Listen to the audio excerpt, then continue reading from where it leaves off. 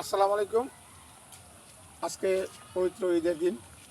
দীর্ঘ এক মাস রোজা রেখে আজকে আমরা ঈদ উদযাপন করলাম। ঈদের নামাজ পড়ে হালকা একটু নাস্তা খেয়ে আমার খেতে আসলাম।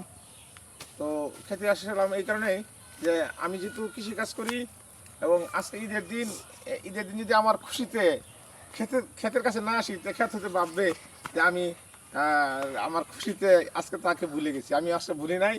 আমার কৃষিকাজ এটা প্রাণ, কৃষিকাজ আমার উৎপ্রেরণা, কৃষিকাজ আমার উৎস, আমার আয় এবং কাজের একটা ক্ষেত্র। সুতরাং আমি আমার ক্ষেত থেকে আপনাদের সবাইকে আন্তরিক অভিনন্দন জানাই।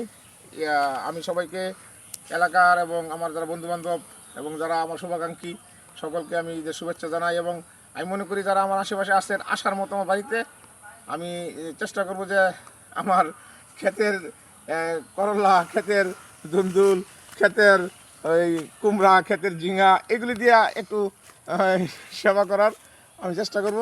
যে আপনারা যারা আমার আশেপাশে আছেন আমার বাড়িতে আসেন, বেড়ায় যান। আমি সবাইকে আহ্বান রাখবো যে আমি এই আজ খেতে আসার কারণ হলো যে ক্ষেত যেন না বলে যে আজকে ঈদের দিনে তাকে আমি ভুলে গেছি। আসলে আমি ক্ষেতকে ভুলি নাই, কৃষিকাজকে ভুলি নাই। আর আমার যারা বন্ধু বান্ধব আছে, শুভাকাঙ্ক্ষী আছে, তাদেরকে ভুলি নাই।